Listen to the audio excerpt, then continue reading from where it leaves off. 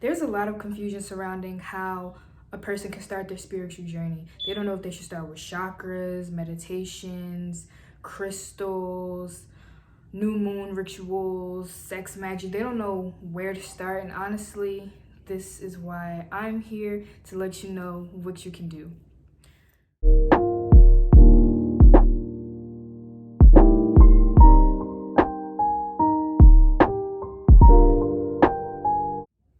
Hello everyone and welcome to my spiritual journey. My name is Zay and today we're going over 3 of my tips on how you can get started with your spiritual journey.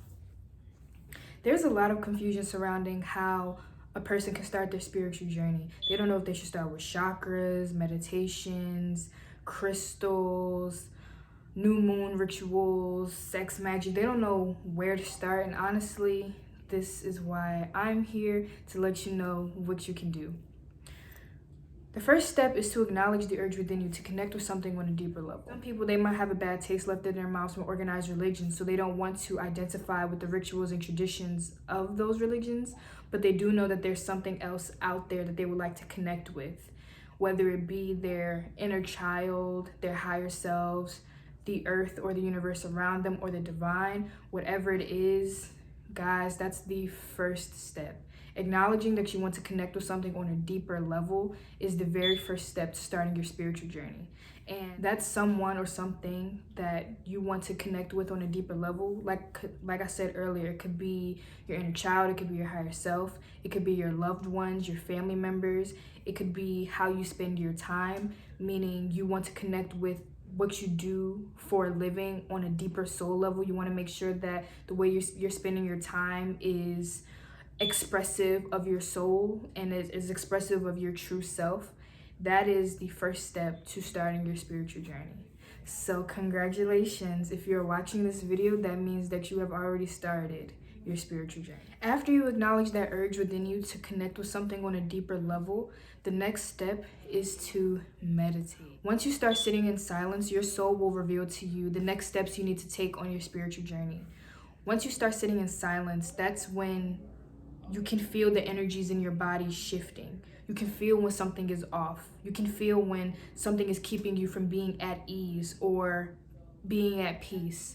And once you can identify those things, perhaps it's that situation earlier in the week where as you're meditating, those images, or you can hear that person yelling at you or screaming at you and you just can't focus on your breathing. Or perhaps as you meditate, you start to think about how sad you felt today because you felt like you were wasting your time at work. Often, a lot of things that are revealed to you through meditation are what you need to work on, are the things that you need to cut out of your life, are the things that you need to be more positive about. And a lot of times, as people meditate and they create a consistent schedule with meditating, that's when they start to look into other tools and methods that can help them along their spiritual journey, like shadow work, like crystals for protection and healing, like yoga or new moon rituals, manifestation. That's when people start to look into these other parts that can benefit your one's spiritual journey, because of the things that's revealed to them through meditation. Through meditation is when people start realizing they're not living the lives of their dreams.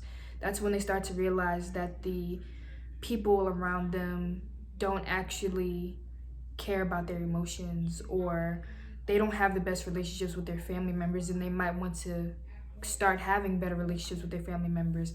Through meditation is when people start to meet their guides. That's when people start to see their higher selves. That's when people start to realize the angels around them. That's when people start to see angel numbers and they're getting messages, and all of this is because of grounding. Now, I can make a separate video on all of the different kinds of meditations and the meditations that I would recommend to people who are just starting their spiritual journey, because I love meditation. When I first started meditation, I started out with visualization meditations.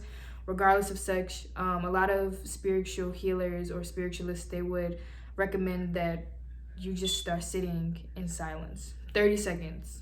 You don't have to jump in and start doing a 30-minute meditation.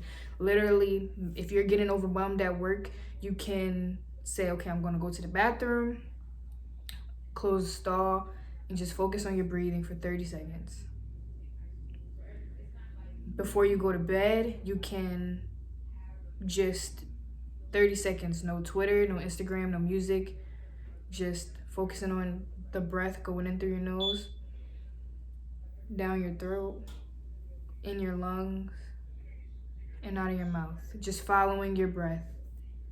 That's what I would recommend, because that's when you can calm yourself and assess your life and your situations and what may be bothering you or keeping you from being relaxed and at ease. So yes, if you're just starting your spiritual journey, sit with yourself in silence and let your soul reveal to you what you need to work on, let go of, release, or surrender. Finally, we have reflection.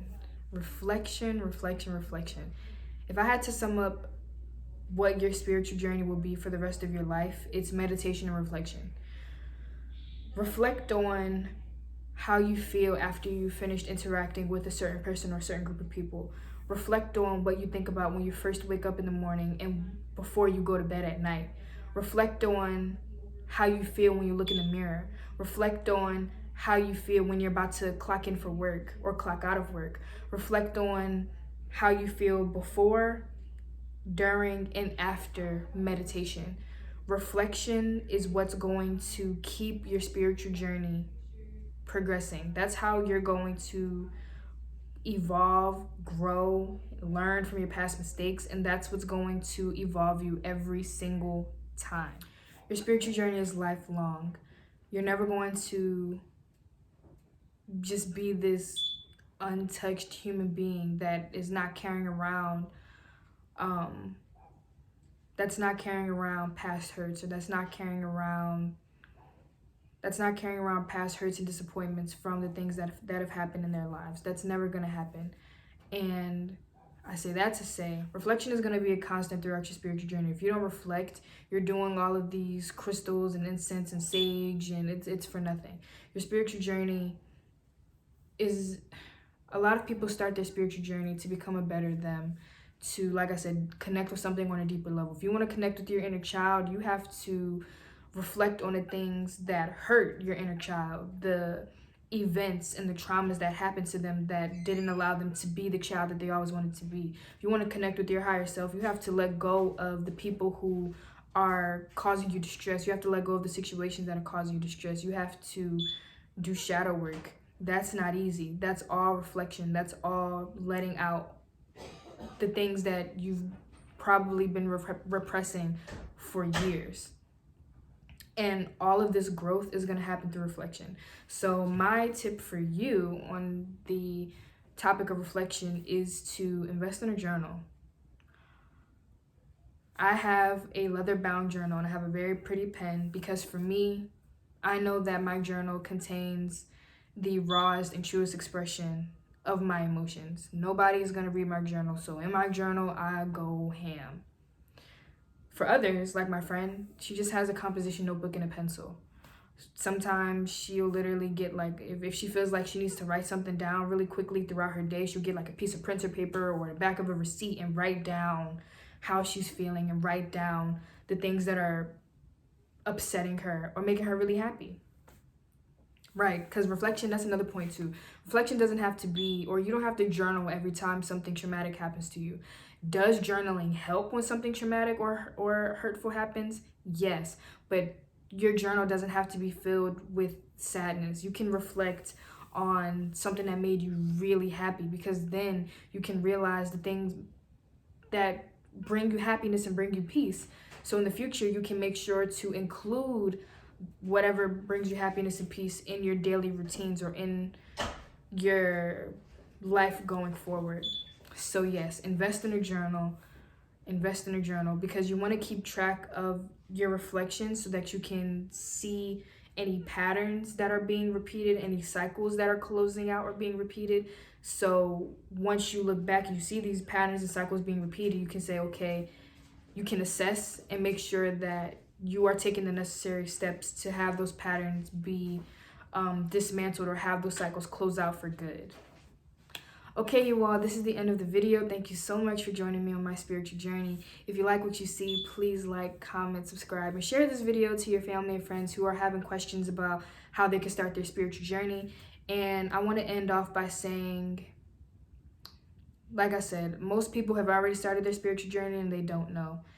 Everyone's spiritual journey is going to look different. Some people are going to be doing sex magic and they're going to be learning to row, and other people are just going to make a consistent schedule with doing yoga and grounding themselves in the earth. I say all that to say everyone's spiritual practices and how they want to connect with something deeper looks different for everyone. So have compassion with your own journey. Don't judge other people's journeys. Don't judge the methods and the tools they use to connect with whatever it is they want to connect with on a deeper level, because it really does look different for every single person. I will see you all on Friday when my new video is uploaded. Bye-bye.